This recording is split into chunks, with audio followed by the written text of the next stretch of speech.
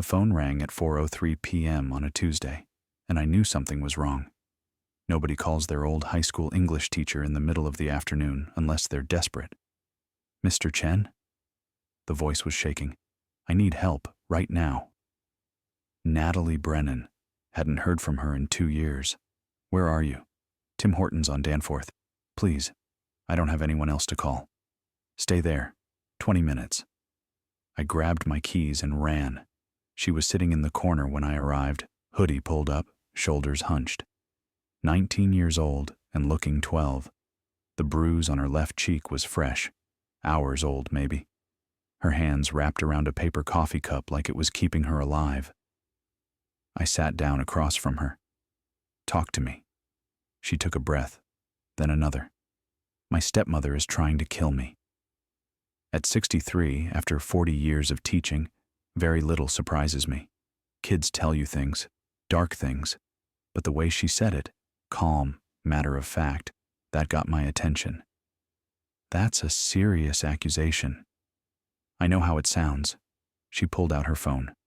But I have proof, real proof. Nobody believes me. "Your father?" Her laugh was bitter. "My father thinks I'm having a breakdown. Victoria, that's my stepmother, she's been telling him I'm depressed, unstable. She even got her therapist friend to say I need psychiatric evaluation." "Have you been to the police?" "Twice. They talked to Victoria. She cried, said she's been trying so hard to help me that I've been acting out since I started university. They told my dad to keep an eye on me." I looked at this kid and saw something I recognized. Not from the classroom, from the mirror 40 years ago, when I was the one nobody believed. "Show me what you have."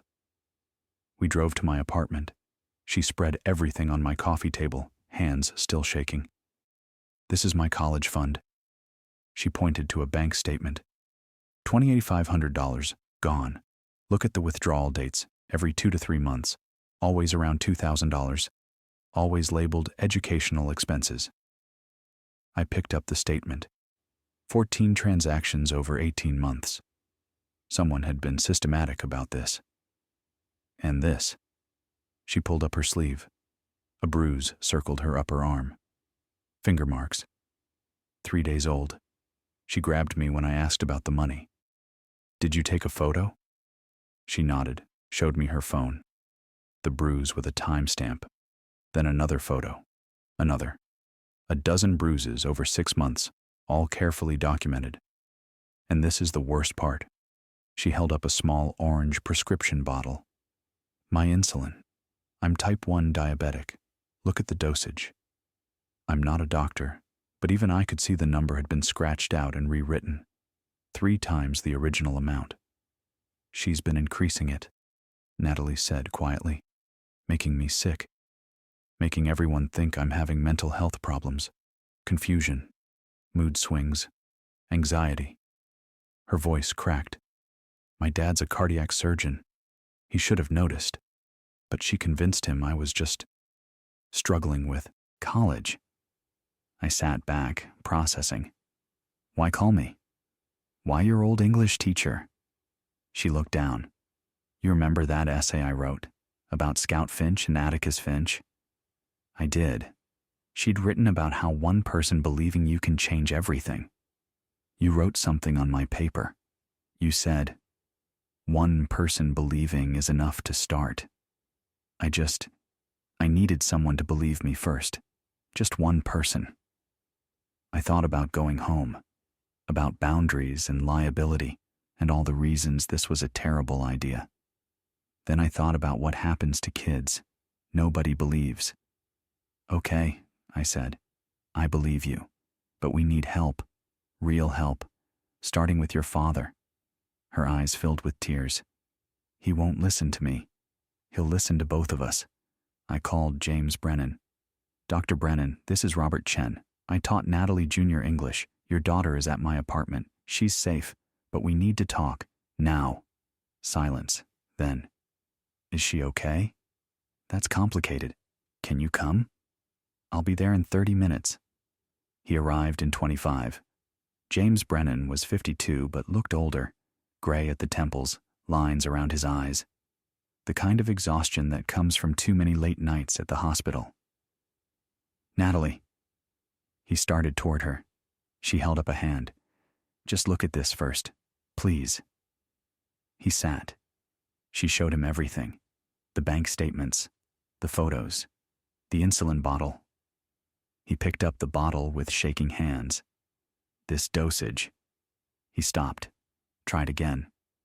"This would cause hypoglycemic episodes, confusion, mood swings." He looked at Natalie. "The symptoms I thought were depression." "Dad, I'm a doctor." His voice broke. "I've spent 25 years saving lives and I didn't notice someone was trying to kill my own daughter. You couldn't have known. I should have known.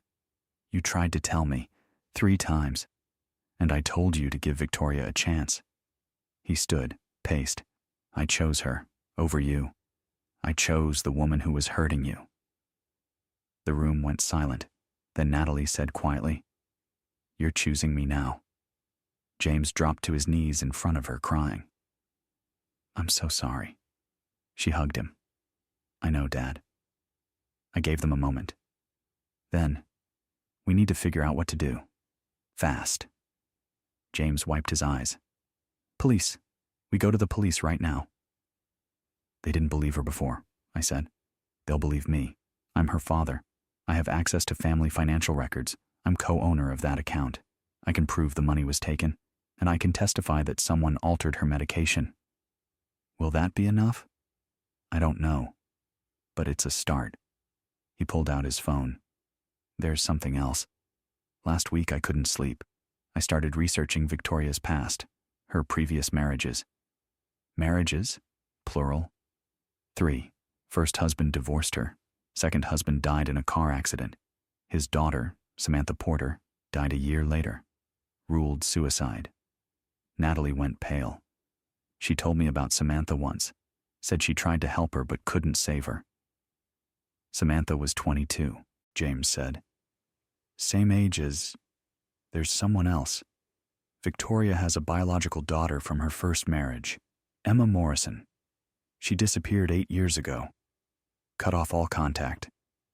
We need to find her," I said. James nodded. "Victoria's mother, Emma's grandmother, still lives in Thunder Bay. I found her number in some old papers." He called. Put it on speaker. "Mrs. Morrison, this is James Brennan, Victoria's husband. I need to speak with Emma. It's urgent." Long silence. "Why?" "Because I think Victoria is hurting someone else, and Emma might be the only person who can help us prove it." Another pause. Then, "Emma lives in Vancouver. She goes by Emma Ward now.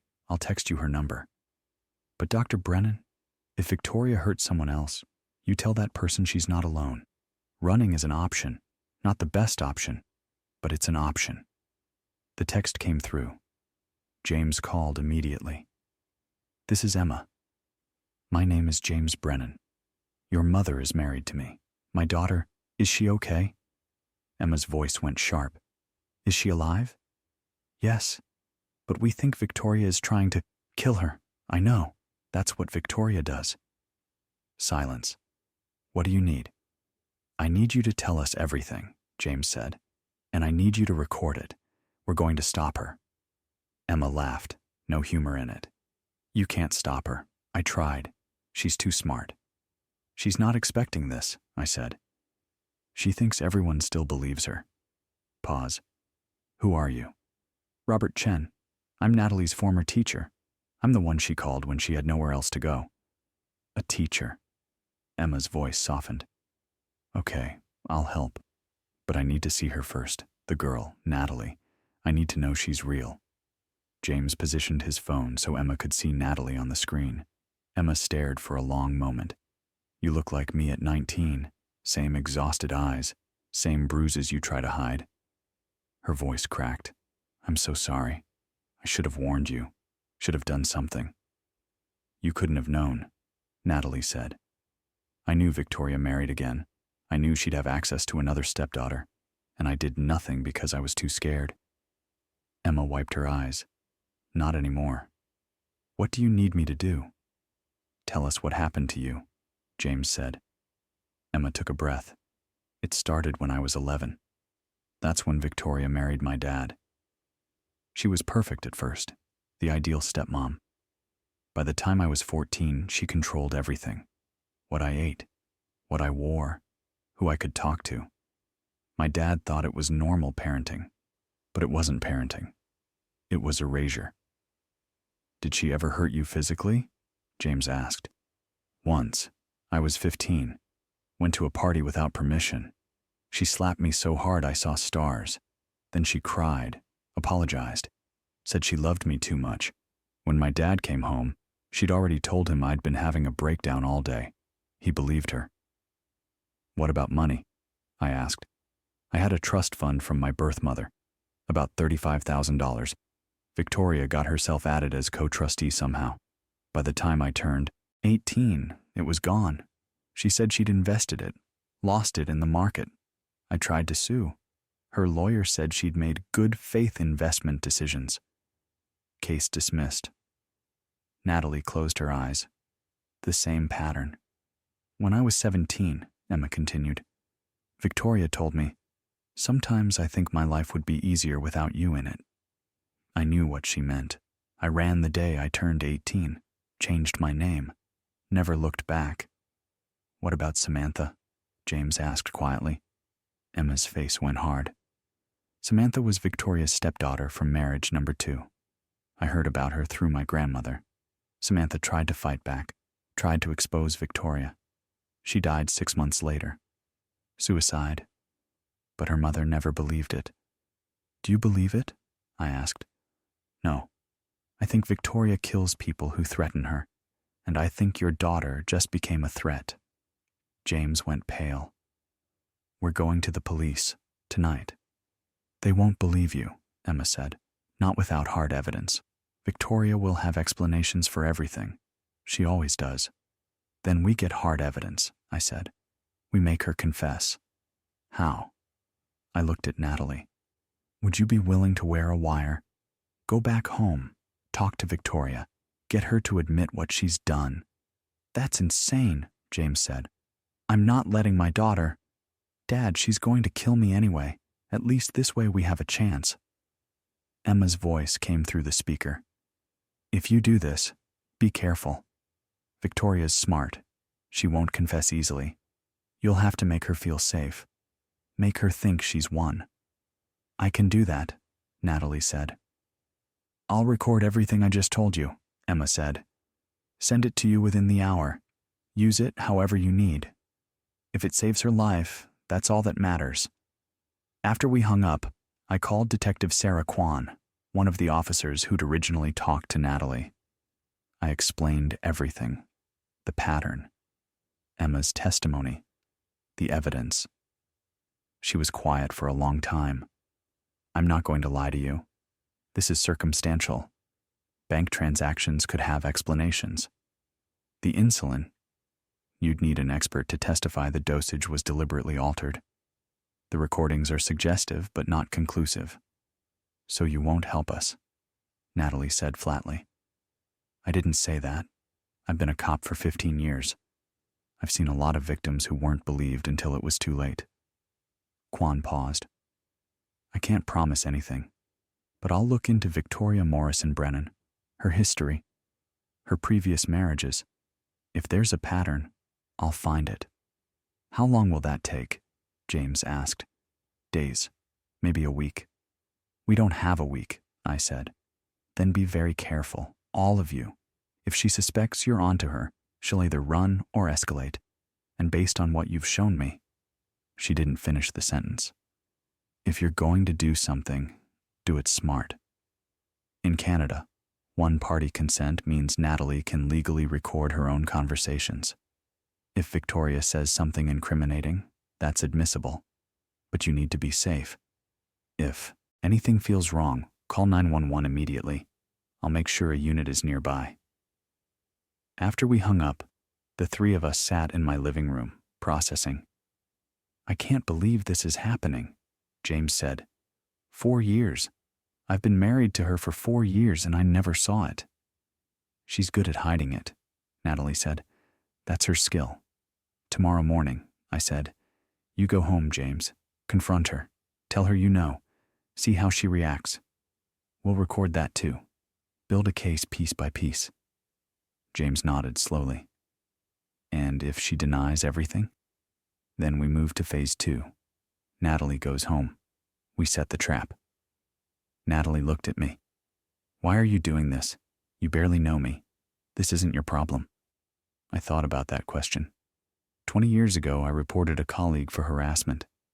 Nobody believed me at first. It took 2 years and 4 more victims before anything changed. Those 2 years, knowing I was right and not being believed, almost destroyed me. I met her eyes. When someone tells you they're in danger, you believe them, even if it sounds crazy, because the cost of being wrong is too high. She smiled, small, scared, but real. Thank you. Don't thank me yet. Thank me when this is over. James stood. I should go home. Act normal. We don't want Victoria suspicious. Be careful, I said. If she thinks you know, I'll be careful. Tomorrow morning, 8 a.m., I'll confront her. I'll wear a recording device. We'll see what she says. After he left, Natalie looked at me. What if this doesn't work? Then we try something else, but we don't give up. Okay? Okay. That night, neither of us slept much. Emma's video testimony arrived at midnight, 20 minutes of her describing everything Victoria had done. It was devastating, powerful, and hopefully, enough to make a difference. At 7 a.m., my phone rang. James. I'm going in, he said. Wish me luck. You don't need luck. You need to stay calm. Let her talk. People like Victoria can't resist explaining themselves when they think they're winning. Right. Okay, I can do this. James, your daughter needs you. Don't let her down. I won't. Not again. James walked into his house at 8:15 a.m. Victoria was in the kitchen making coffee, dressed for work in a crisp blazer and pearls. Principal of Ashford Academy. Respected. Trusted. Good morning, she said, smiling. You're home early. I was worried when you didn't come back last night. I was with Natalie. The smile didn't waver. Oh, how is she? Is she ready to come home? James had his phone in his pocket, recording. He took a breath. I know what you did, Victoria. What are you talking about? The insulin, the money, all of it. Victoria set down her coffee cup carefully. James, what on earth? I've seen the bank statements. $2,500 withdrawn from Natalie's college fund over 18 months. I've seen the prescription bottle with the dosage scratched out and rewritten. And I've talked to Emma. For just a second, Victoria's mask slipped. Then she sighed, sat down. Emma, I should have known she'd poison you against me eventually. She didn't poison me. She told me the truth. Her truth, which is warped by years of resentment and mental illness. Victoria's voice was calm, reasonable. Emma has always had problems, James. When she was a teenager, she accused me of terrible things. Her therapist said it was a cry for attention. I tried everything to help her, but she ran away the moment she turned 18. Because you were hurting her. Because she was sick and refused treatment. Victoria stood, approached him. And now she's convinced you that I'm some kind of monster. I'm not. I'm a woman who spent 4 years trying to help your daughter through a difficult time. Help her? You've been drugging her. I've been managing her medication. Natalie is diabetic. If she doesn't take her insulin properly, she could die. I've been trying to keep her safe. By tripling her dosage? By adjusting it when she wasn't being honest about her blood sugar levels. She was hiding symptoms from us, James. Lying about testing. I had to compensate. James stared at her. The explanation was smooth, practiced, almost believable. What about the money? He asked. Educational expenses. I have receipts for everything. Her laptop, textbooks, tutoring when she was struggling with calculus, therapeutic counseling sessions. $28,500 worth? University is expensive. You know that. You've been so busy at the hospital, I've been handling everything. And this is the thanks I get? Accusations? Samantha Porter, James said quietly.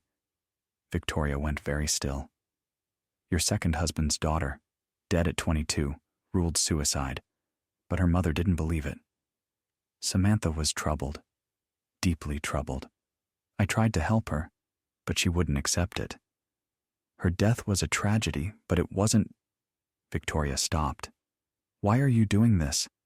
Why are you digging into my past, believing lies from estranged family members? Because my daughter is terrified of you. Because she ran away and called her old teacher instead of coming home. Because every instinct I have is screaming that she's in danger. Victoria's face hardened. Your daughter is mentally ill, James. She needs help, professional help. And instead of getting it for her, you're feeding into her delusions. They're not delusions, aren't they? Think about it.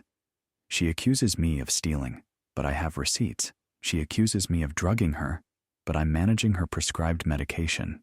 She accuses me of wanting to hurt her, but I'm the one who's been taking care of her while you work 80-hour weeks. Victoria stepped closer. I love you, James. I love Natalie. But I can't keep living like this. If you don't get her help, if you keep enabling this behavior, someone is going to get hurt. Is that a threat? It's a warning. Natalie is spiraling, and you're making it worse by believing her paranoid fantasies. James looked at his wife, this woman he'd married, trusted, built a life with, and saw a stranger. I want you to leave, he said quietly. Excuse me? Get out of my house, pack your things and go. I'll have my lawyer contact you about next steps. Victoria laughed. You're divorcing me? Over this? I'm protecting my daughter. You can't prove anything, James. You know that, right? Everything I've done has an explanation. Everything. And if you try to take this to court, I'll show everyone what a neglectful father you've been. How you abandoned your daughter to work. How you ignored her cries for help. How you chose your career over her well-being. I chose you, James said. And that was my mistake. Victoria's smile turned cold. This isn't over, not by a long shot. Natalie needs help, and I'm going to make sure she gets it, even if you won't. Stay away from her. She's my stepdaughter. I have every right to be concerned about her welfare. Victoria, in fact, I think I'll call her right now. Have a conversation. Mother to daughter. She pulled out her phone. James lunged forward, tried to grab it. Victoria stepped back. Don't touch me, she said sharply. That's assault, James. He froze. Victoria smiled, dialed, put the phone to her ear. My phone rang. I looked at the caller ID, Victoria Brennan, put it on speaker so Natalie could hear. Natalie? Victoria's voice was warm, concerned. Sweetheart, it's Mom. I know you're scared and confused right now, but I need you to come home. Your father and I are worried about you. Let's talk about this. Just you and me. We can work through whatever's bothering you. Natalie looked at me. I nodded. Okay, Natalie said into the phone. I'll come home. Really? Oh, sweetheart, I'm so relieved. When? This afternoon. Around 1? Perfect. I'll make us lunch. Your favorite. Grilled cheese and tomato soup. We'll sit down and talk about everything. I promise. Everything is going to be okay. She hung up. Natalie's hands were shaking. She's going to try something, today. I can hear it in her voice. I know, I said. That's why Detective Kwan will be parked down the street, and why you're going to be wearing a wire. I pulled out the small recording device Kwan had dropped off an hour earlier. She won't hurt you. We won't let her. What if she doesn't confess? What if she's too careful? Then we'll have tried. But Natalie? People like Victoria can't resist having the last word. She thinks she's smarter than everyone. That's her weakness. James arrived at my apartment at noon. He looked exhausted. I got it all, he said, showing us his phone. Everything she said, the explanations, the threats, all of it. We listened. Victoria was good, very good. She had an answer for everything. But there was something underneath the smooth words, something cold. She called Natalie right after I left, James said. Set up a meeting. We know, I said. 1 p.m. At your house.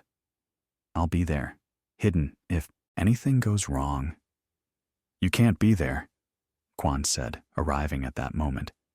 If she sees you, she'll know it's a setup. Natalie goes in alone. We'll have officers positioned nearby, ready to move. I can't let my daughter walk into that house alone with that woman. You can, Quan said firmly, because it's the only way to get her confession on tape, and because Natalie is braver than you're giving her credit for. James looked at his daughter. You don't have to do this. Yes, I do, Natalie said, because if I don't, she wins. She walks away, finds someone else to hurt. I can't let that happen. At 12:30, we tested the wire. It worked perfectly. We could hear every word, every breath. At 12:45, we drove Natalie to her street, dropped her off 2 blocks away. You've got this, I said. Remember, get her talking. Let her think she's won. People reveal themselves when they think they're safe. Natalie nodded, got out of the car. We watched her walk toward her house, and I prayed we weren't making a terrible mistake. Natalie walked up to the front door at exactly 1 p.m. Her hand shook as she turned the key. We sat in my car 2 blocks away, listening through the wire. James was next to me, jaw clenched. Detective Quan was in an unmarked vehicle across the street from the house with 2 officers. The door opened. Natalie, sweetheart, come in. Victoria's voice was warm, welcoming. I've been so worried about you. Hi, Victoria. Let me take your coat. Go sit down. I'll bring lunch. We heard footsteps, the clink of dishes. Then Victoria returned. Here we go. Grilled cheese, just how you like it. And I made tea. That herbal blend you used to love. Thanks. Silence. The sound of eating. Natalie, I want you to know I'm not angry with you, Victoria said finally. I know you've been struggling.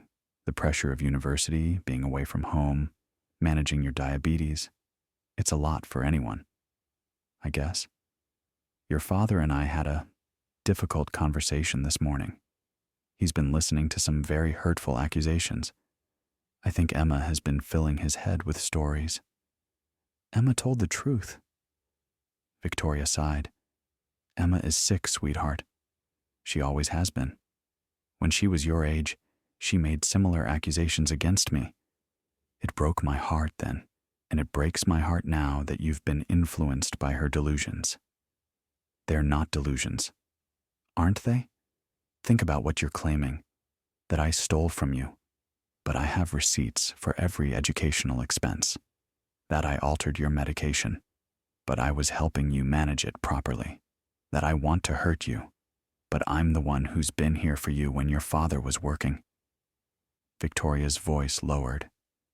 I know you miss your mother. I know I can never replace her, but I've tried so hard to be there for you. You have been there, Natalie said quietly, watching, controlling, hurting me in ways no one could see.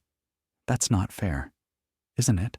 The bruises, the money disappearing, feeling sick all the time, confused, like I was losing my mind. Those were symptoms of your diabetes being poorly managed, and the stress of school. Natalie, you need help, professional help. I've already called Dr. Morrison. Your friend who diagnosed me as delusional without really talking to me? He's a respected psychiatrist. He's your friend. He believes whatever you tell him. Silence. Then Victoria's voice changed, got harder. What exactly do you want from me, Natalie? The truth.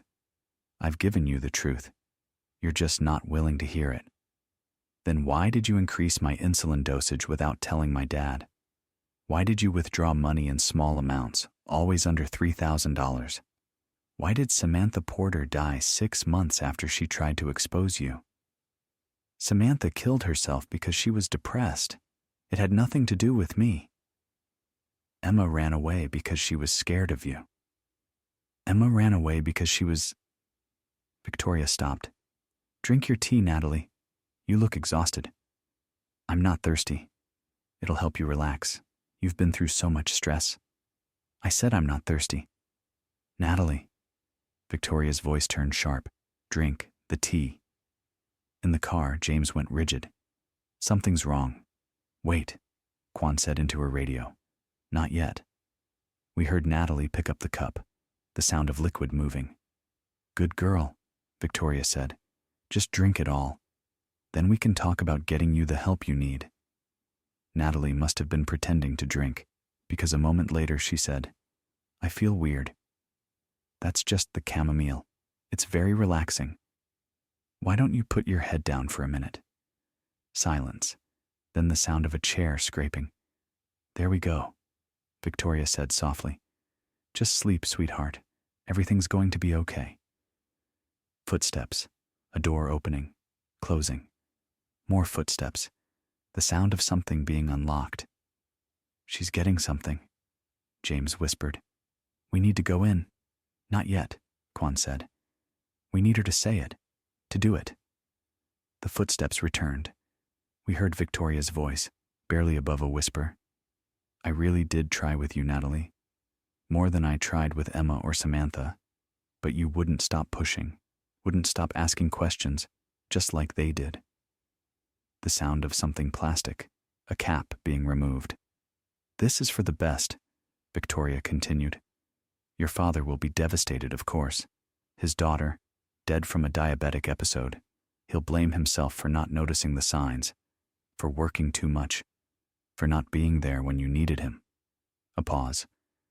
And I'll be there to comfort him, just like I always am. The sound of liquid being drawn into a syringe. It'll look like you miscalculated your insulin, took too much, a tragic accident. No one will question it. They never do. James grabbed the door handle. Quan put a hand on his arm. Wait for it. Victoria's voice again, closer now. Just like Samantha. Peaceful. Quick. They found her in the morning, you know. Looked like she was sleeping. Everyone believed it was suicide except her mother. But a mother's grief isn't evidence. The sound of fabric moving. Victoria rolling up Natalie's sleeve. I'm sorry it had to be this way, but you gave me no choice. You and your father and that meddling teacher, you all pushed too hard, asked too many questions, found Emma. Her voice hardened. I've worked too hard to build this life. I'm not going to lose everything because of a stubborn teenager. Now, Quan said into her radio. Go, go, go. We heard the front door crash open. Police, drop the weapon. Victoria's voice, startled. What? Drop the syringe. Hands where I can see them. This is a misunderstanding. I was trying to help her. Ma'am, step away from the girl, now. She was having a diabetic emergency. I was administering insulin. Then Natalie's voice, strong and clear. I'm fine. I was pretending. And I heard everything you said. Silence. Then Victoria screamed. You little bitch! You set me up! Ma'am, you're under arrest. I didn't do anything. This is entrapment. She came here. She drank the tea. We have everything on tape, Quan said. Everything you said about Samantha, about Emma, about planning to make this look like an accident. You have the right to remain silent. I want my lawyer. I'm not saying another word. That's your right. Cuff her. We ran to the house. James got there first, bursting through the door to find Natalie standing in the dining room, pale but upright, surrounded by officers. Victoria was in handcuffs, mascara running, no longer the composed principal. James grabbed Natalie, held her tight. Are you okay? Did she hurt you? I'm fine, Dad. I didn't drink the tea. I poured it into the plant when she wasn't looking. Victoria looked at her stepdaughter with pure hatred. You'll never prove anything. I have lawyers. I have resources. I'll be out by tomorrow, and when I am, you'll be in a cell awaiting trial, Quan said. We have your confession on tape. We have the syringe filled with enough insulin to kill someone. We have testimony from Emma Morrison about your pattern of abuse. And we're reopening Samantha Porter's case. She leaned closer. It's over, Mrs. Brennan. They led Victoria out. She was still talking, still making threats, still insisting it was all a misunderstanding. The door closed behind her. Natalie collapsed into a chair, shaking. It's over, James said, kneeling beside her. It's really over. Is it? Natalie looked at me. What if the lawyers get her off? What if the recording isn't enough? What if... Then we fight, I said simply. But Natalie, you were so brave. What you did today? I was terrified. Bravery isn't not being scared. It's being scared and doing it anyway. Detective Quan approached. We'll need formal statements from all of you. Tomorrow will be fine. For tonight, go home. Rest. You've earned it. James looked around the house. This place where he'd lived with Victoria for 4 years, never knowing what she really was. We're not staying here, he said. Natalie, pack a bag. We'll get a hotel. Tomorrow we'll figure out next steps. I have a spare room, I offered. It's small, but... Thank you, James said. We'll take it. That night, the 3 of us sat in my living room, drinking tea, real tea, nothing added, and processing what had happened.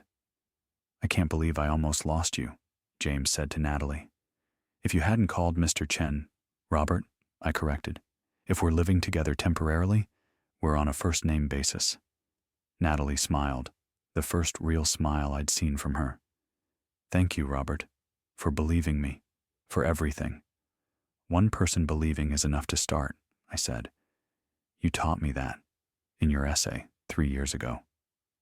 And now we have to make sure the system believes her, James said. Court, trial, all of it.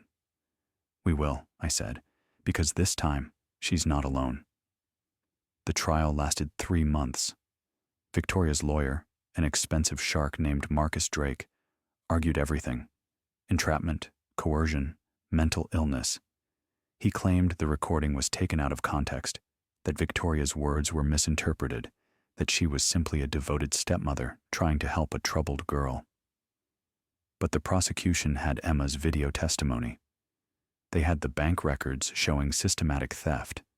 They had the altered prescription bottle. They had Dr. James Brennan testifying that the insulin dosage would have been lethal. And most damning, they had Victoria's own words on tape. Just like Samantha, peaceful, quick. The defense tried to exclude the recording. Failed.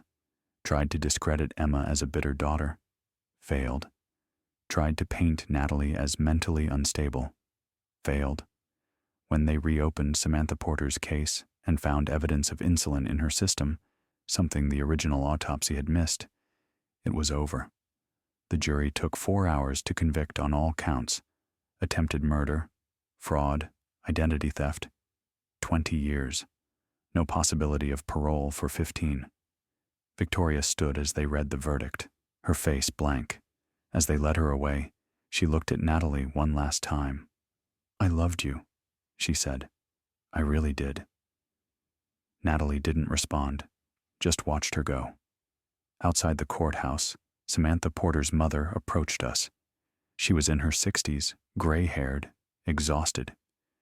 Thank you, she said to Natalie. For 5 years, everyone told me I was wrong, that my daughter killed herself, that I needed to accept it and move on. Tears ran down her face. You gave her justice, finally. Natalie hugged her, both of them crying. That night, James sold the house. He couldn't live there anymore. Too many memories, too much darkness. He bought a small townhouse near the university instead. 2 bedrooms, lots of light, no history. He cut back at the hospital, went from 6 days a week to 2. Started teaching biology at a local high school the other 3 days. I spent 20 years saving strangers' lives, he told me over coffee one afternoon. Almost lost my daughter in the process. I'm done with that.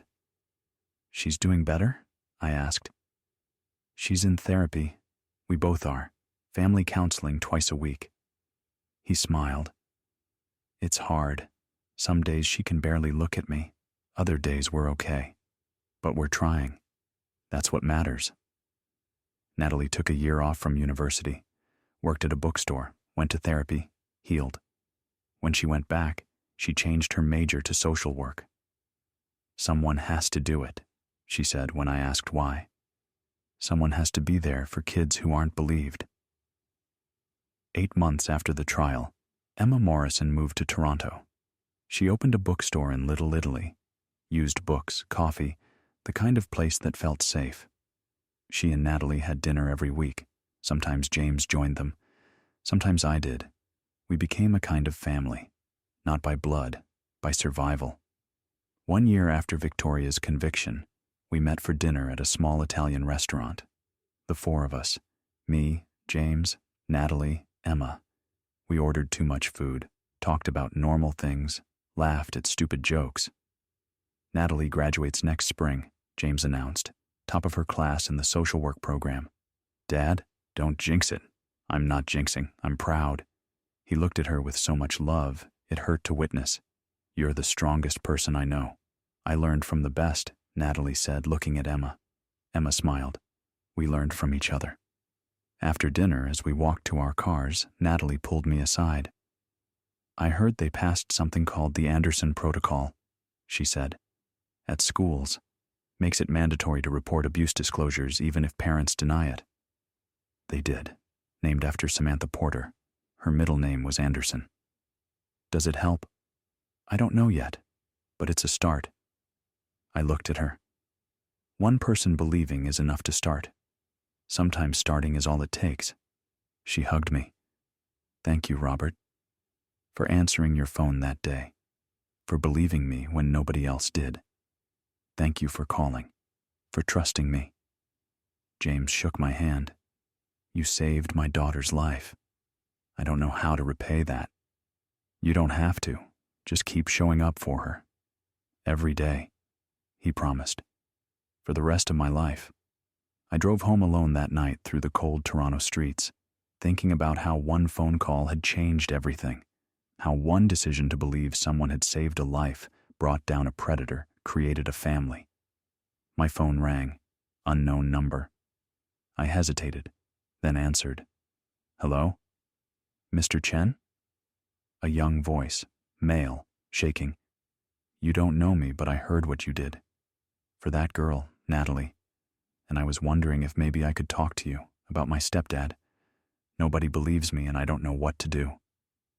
I pulled over to the side of the road. What's your name? Michael. I'm 17. Where are you right now, Michael? Tim Hortons, on Bloor Street.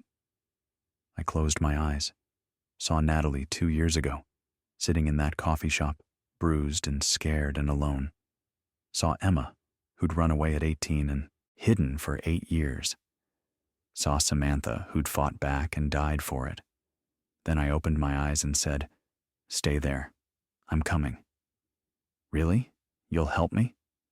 I'll believe you, I said. That's where we start. I hung up and drove toward Bloor Street, toward another scared kid who needed someone to listen. I thought about calling James, asking for help, decided to wait until I'd talked to Michael first, assessed the situation. But I knew I wouldn't be doing this alone. Not anymore. We'd built something. Me, James, Natalie, Emma, a network, a family, a system of people who believed victims when they came forward. One person believing is enough to start. But a community of believers? That changes everything. I pulled into the Tim Hortons parking lot and saw him immediately. 17, hoodie pulled up, sitting in the corner with a cup of coffee he wasn't drinking. Bruise on his jaw. Eyes that had seen too much. I walked over and sat down across from him. Michael? He looked up. Mr. Chen? Call me Robert. I pulled out my phone, opened my notes app. Tell me everything. And I mean everything. Don't worry about whether I'll believe you, or whether it sounds crazy, or whether you have proof. Just tell me what's happening." He took a shaky breath.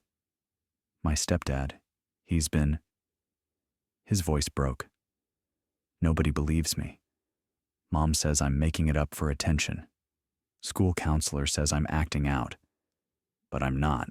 I swear I'm not. I believe you," I said simply. He stared at me. "Just like that?"